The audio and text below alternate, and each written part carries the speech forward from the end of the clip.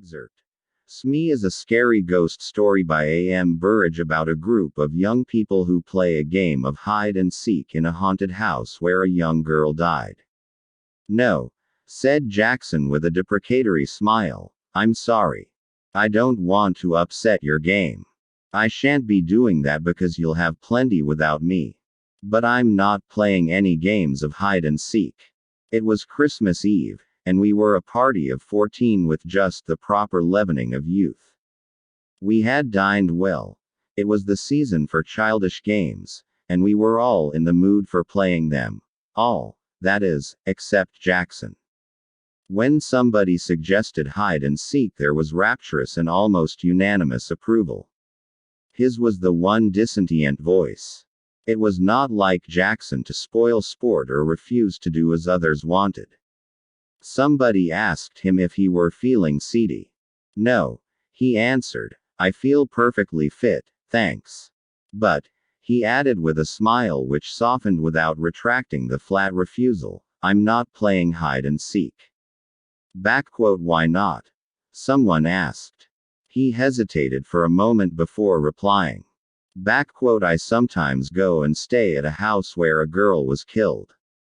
She was playing hide and seek in the dark. She didn't know the house very well. There was a door that led to the servants' staircase. When she was chased, she thought the door led to a bedroom. She opened the door and jumped, and landed at the bottom of the stairs. She broke her neck, of course. We all looked serious. Mrs. Fernley said, how terrible. And were you there when it happened? Jackson shook his head sadly. No, he said, but I was there when something else happened. Something worse. What could be worse than that? This was, said Jackson. He hesitated for a moment, then he said, I wonder if any of you have ever played a game called Smee. It's much better than hide and seek. The name comes from, it's me, of course. Perhaps you'd like to play it instead of hide and seek. Let me tell you the rules of the game. Every player is given a sheet of paper.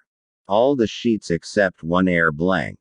On the last sheet of paper is written, Smee. Nobody knows who Smee is except Smee himself or herself. You turn out the lights, and Smee goes quietly out of the room and hides. After a time the others go off to search for Smee, but of course they don't know who they are looking for. When one player meets another he challenges him by saying, Smee. The other player answers, Smee, and they continue searching. But the real Smee doesn't answer when someone challenges. The second player stays quietly beside him. Presently they will be discovered by a third player. He will challenge and receive no answer, and he will join the first two. This goes on until all the players are in the same place. The last one to find Smee has to pay a forfeit. It's a good, noisy, amusing game. In a big house it often takes a long time for everyone to find Smee. Perhaps you'd like to try. I'll happily pay my forfeit and sit here by the fire while you play.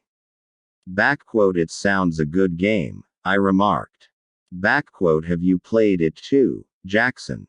Yes, he answered. I played it in the house that I was telling you about. And she was there. The girl who broke. No, said someone else. He told us he wasn't there when she broke her neck. Jackson thought for a moment. I don't know if she was there or not. I'm afraid she was. I know that there were 13 of us playing the game, and there were only 12 people in the house. And I didn't know the dead girl's name. When I heard that whispered name in the dark, it didn't worry me. But I tell you, I'm never going to play that kind of game again. It made me quite nervous for a long time. I prefer to pay my forfeit at once. We all stared at him. His words did not make sense at all. Tim Voos was the kindest man in the world. He smiled at us all. This sounds like an interesting story, he said. Come on, Jackson, you can tell it to us instead of paying a forfeit. Very well, said Jackson. And here is his story. Have you met the Sangstons? They are cousins of mine, and they live in Surrey. 5 years ago they invited me to go and spend Christmas with them. It was an old house, with lots of unnecessary passages and staircases. A stranger could get lost in it quite easily. Well, I went down for that Christmas. Violet Sangston promised me that I knew most of the other guests. Unfortunately, I couldn't get away from my job until Christmas Eve. All the other guests had arrived there the previous day. I was the last to arrive, and I was only just in time for dinner. I said hello to everyone I knew, and Violet Sangston introduced me to the people I didn't know. Then it was time to go into dinner. That is perhaps why I didn't hear the name of a tall, dark-haired handsome girl whom I hadn't met before. Everyone was in rather a hurry and I am always bad at catching people's names. She looked cold and clever. She didn't look at all friendly, but she looked interesting, and I wondered who she was. I didn't ask, because I was sure that someone would speak to her by name during the meal.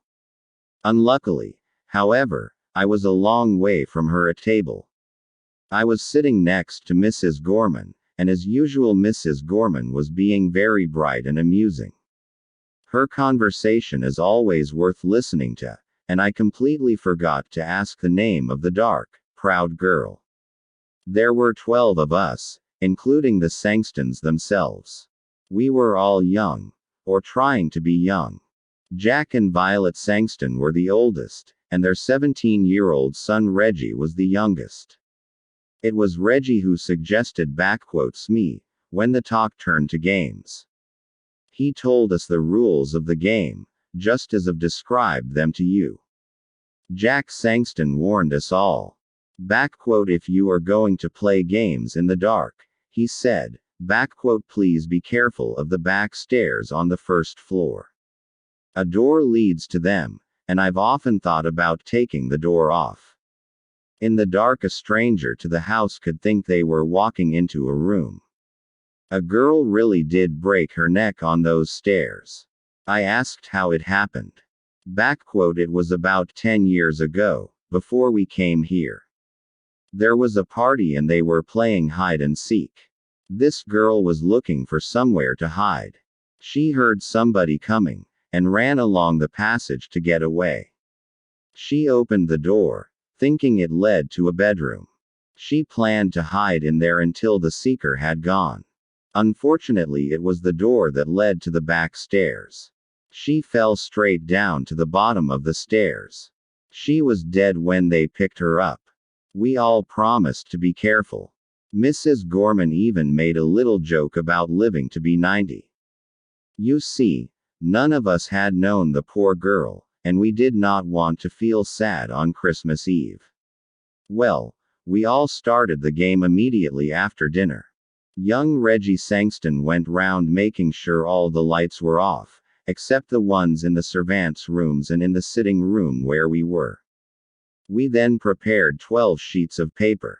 11 of them were blank, and one of them had me written on it. Reggie mixed them all up, then we each took one. The person who got the paper with me on it had to hide. I looked at mine and saw that it was blank. A moment later, all the electric lights went out. In the darkness I heard someone moving very quietly to the door. After a minute somebody blew a whistle, and we all rushed to the door. I had no idea who was me.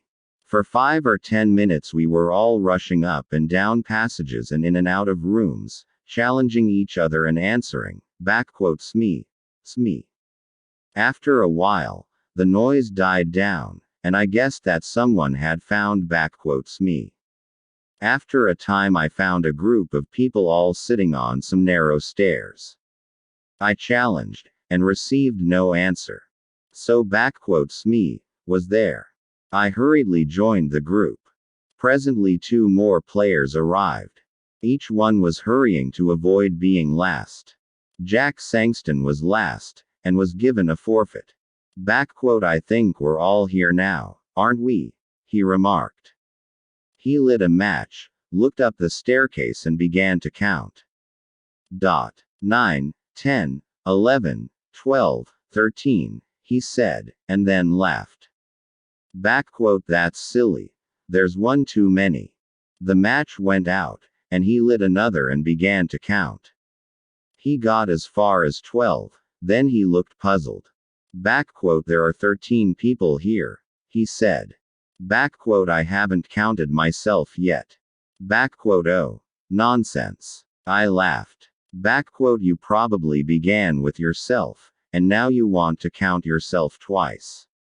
His son took out his electric torch. It gave a better light than the matches, and we all began to count. Of course there were 12 of us. Jack laughed. Well, he said. I was sure I counted 13 twice. From halfway up the stairs Violet Sangston spoke nervously. I thought there was somebody sitting 2 steps above me. Have you moved, Captain Ransom? The captain said that he hadn't. But I thought there was somebody sitting between Mrs. Sangston and me. Just for a moment there was an uncomfortable something in the air. A cold finger seemed to touch us all. For that moment we all felt that something odd and unpleasant had just happened, and was likely to happen again. Then we laughed at ourselves, and at each other, and we felt normal again. There were only 12 of us, and that was that. Still laughing, we marched back to the sitting room to begin again. 3 This time I was me. Violet Sangston found me while I was searching for a hiding place. That game didn't last long. Soon there were 12 people and the game was over. Violet felt cold, and wanted her jacket. Her husband went up to their bedroom to fetch it. As soon as he'd gone, Reggie touched me on the arm. He was looking pale and sick. Quick. He whispered. I've got to talk to you. Something horrible has happened. We went into the breakfast room. What's the matter? I asked. I don't know. You were me last time, weren't you? Well, of course I didn't know who me was. While Mother and the others ran to the west side of the house and found you, I went east. There's a deep clothes cupboard in my bedroom. It looked like a good hiding place.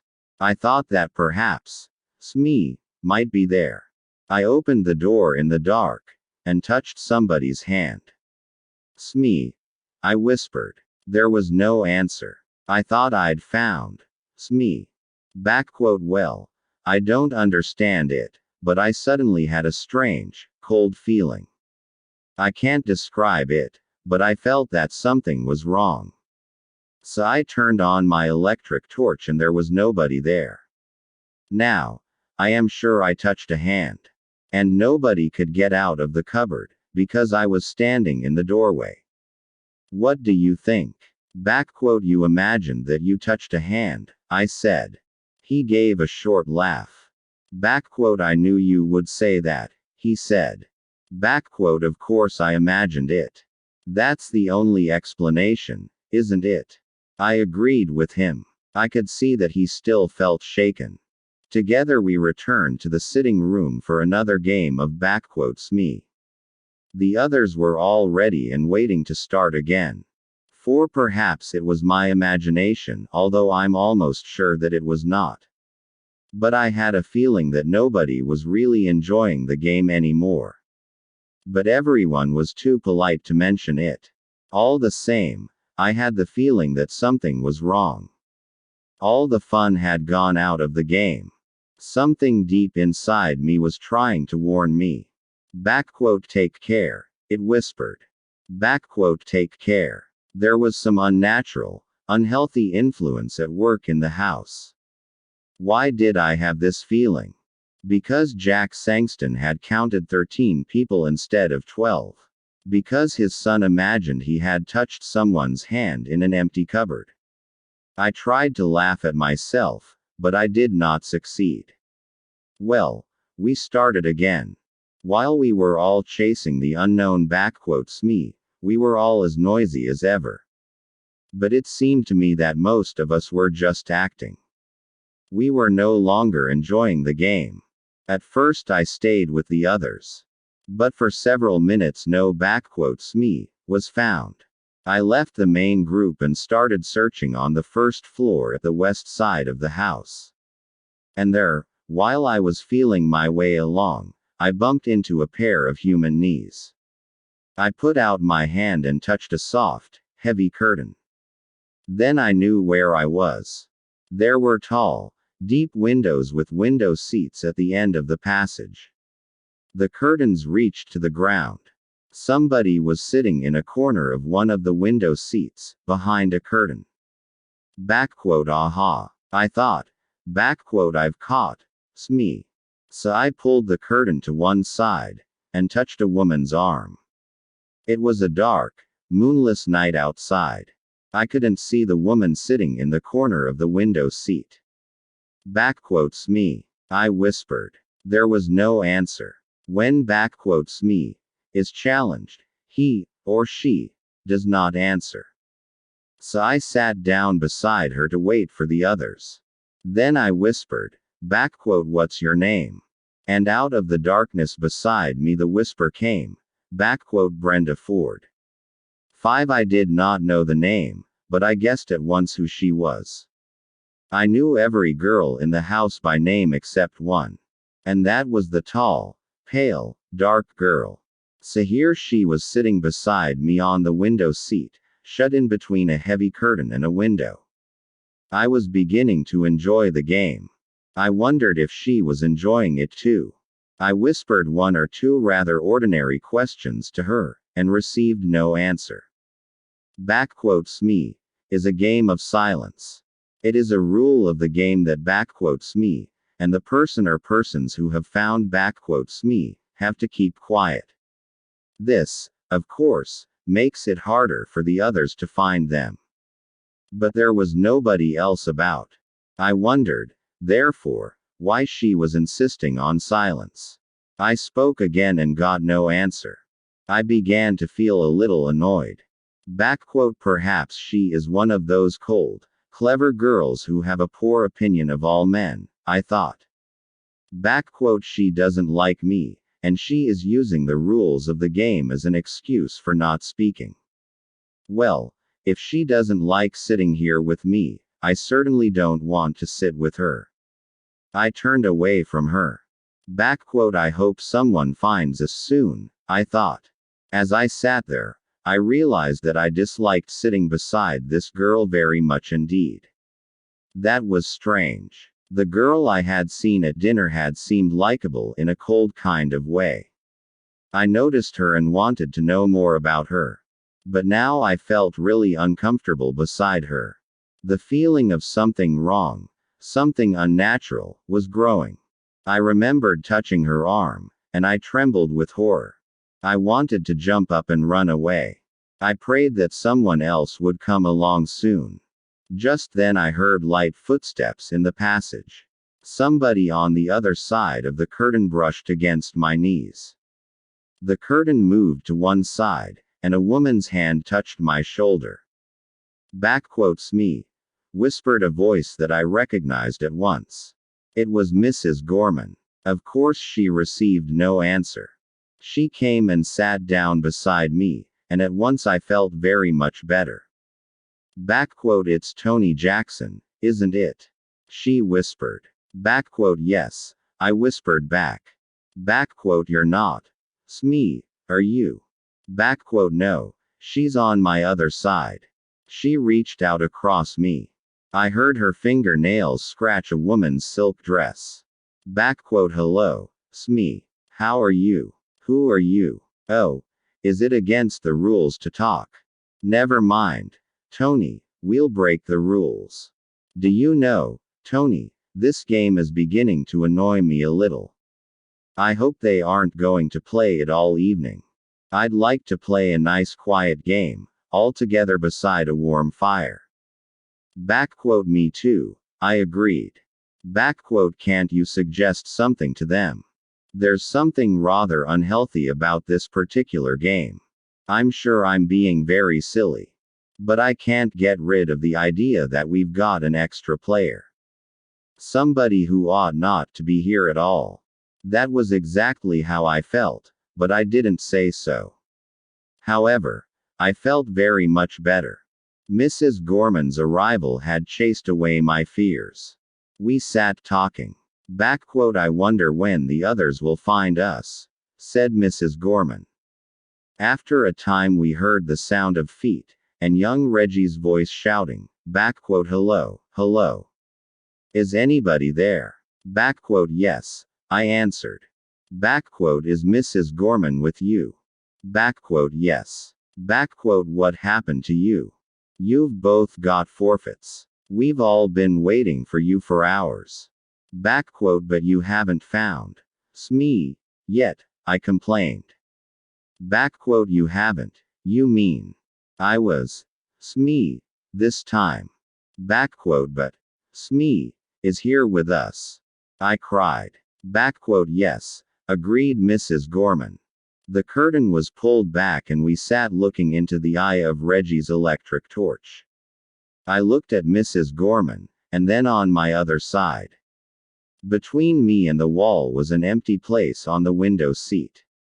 I stood up at once. Then I sat down again. I was feeling very sick and the world seemed to be going round and round. There was somebody there, I insisted, because I touched her. So did I, said Mrs. Gorman, in a trembling voice. And I don't think anyone could leave this window seat without us knowing. Reggie gave a shaky little laugh. I remembered his unpleasant experience earlier that evening. Someone's been playing jokes, he said. Are you coming down? 6 We were not very popular when we came down to the sitting room. I found the two of them sitting behind a curtain, on a window seat, said Reggie. I went up to the tall, dark girl. So you pretended to be Smee, and then went away. I accused her. She shook her head. Afterwards we all played cards in the sitting room, and I was very glad. Some time later, Jack Sangston wanted to talk to me. I could see that he was rather cross with me, and soon he told me the reason. Tony, he said, I suppose you were in love with Mrs. Gorman. That's your business, but please don't make love to her in my house, during a game. You kept everyone waiting. It was very rude of you, and I'm ashamed of you. But we were not alone. I protested. There was somebody else there, somebody who was pretending to be Smee. I believe it was that tall, dark girl, Miss Ford. She whispered her name to me. Of course, she refused to admit it afterwards. Jack Sangston stared at me. Miss who? He breathed. Brenda Ford, she said. Jack put a hand on my shoulder. Look here, Tony, he said. I don't mind a joke, but enough is enough. We don't want to worry the ladies. Brenda Ford is the name of the girl who broke her neck on the stairs. She was playing hide and seek here 10 years ago. The end.